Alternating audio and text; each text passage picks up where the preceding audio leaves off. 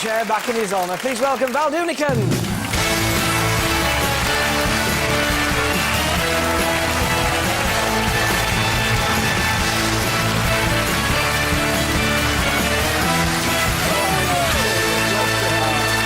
Welcome. How lovely.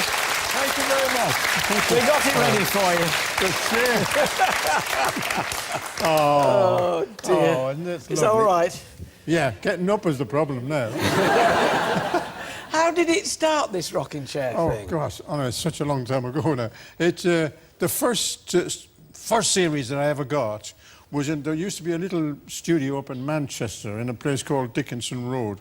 The studio, in fact, was a little converted church, and that's where Top of the Pop started. In a church. And do you remember the Harry Worth programme? Do you remember that? Oh, yes.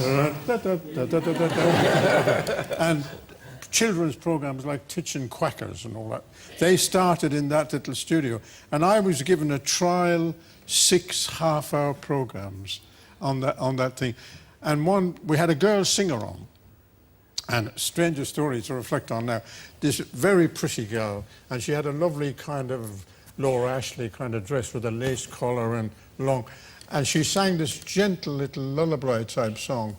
And the producer came down, John Ammons, who did all the Morecambe and Wise shows. Yes, exactly. He came down and he said, I think that would look better sitting down, that song that she sings. So he said, go down to the prop room and see if you can find a nice little chair. So they went down and they came up with the chair. They came up with the rocking chair. I'd never seen it, of course. And there used to be a singer called Michael Holiday. Do you remember Oh, Michael? yes. Yeah. Michael had done a series up there and he used to use that rocking chair. So they brought the chair up and she sat in it and she had a microphone concealed down behind this lacy top of the dress. So she started to sing the song and she didn't have a hand mic. The mic was up here. So the producer said, just rock very gently as if you're singing this song to a child or something. And as she rocked back and forward, over the sound system came this kind of and he came down, hang on, he said, what's that? So they investigated the rockers and the cushion and the whole lot, couldn't find it. And do you know what it was? It was her bra, actually.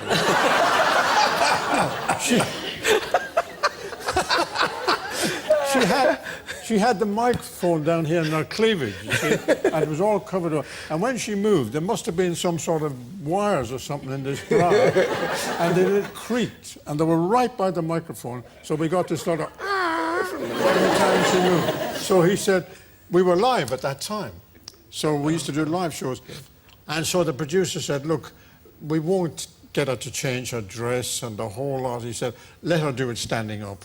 And she stood up, but by then, he said, I've got some lovely shots of that chair with a little line of lights around it, and it looks very pretty. And he said to me, why don't you sing a song sitting in the chair?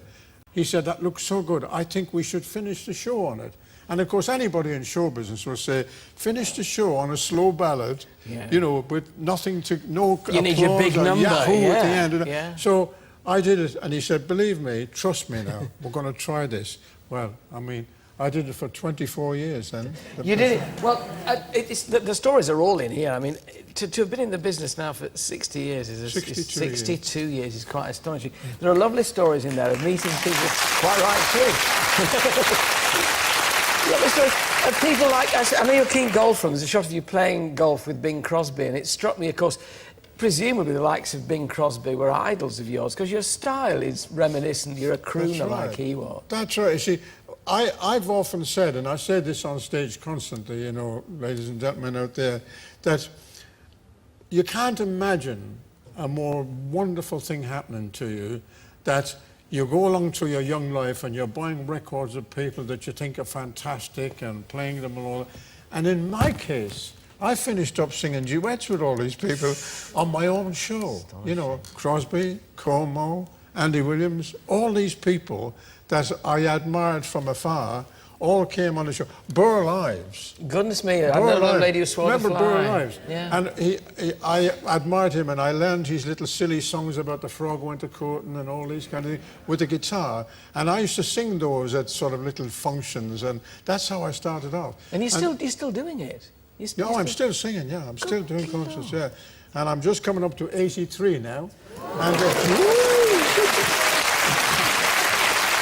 You know, I long to live long enough to get applauded for just lasting. I think that's the thing, really. that's right. What was it the famous American comedian George Burns said? He said, I used to get a standing ovation. He said, nowadays I get an ovation for standing.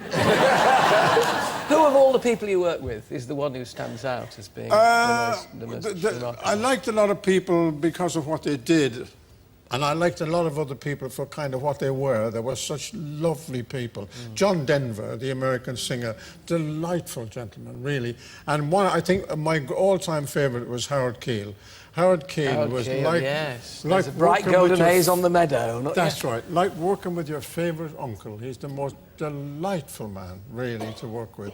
And made doing the job a perfectly natural little thing. You know, we sang...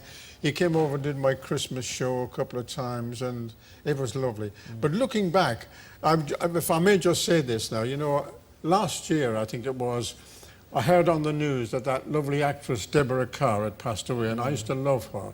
And in sort of synchronised with the headline on the news, they showed a little bit of one of her black and white films.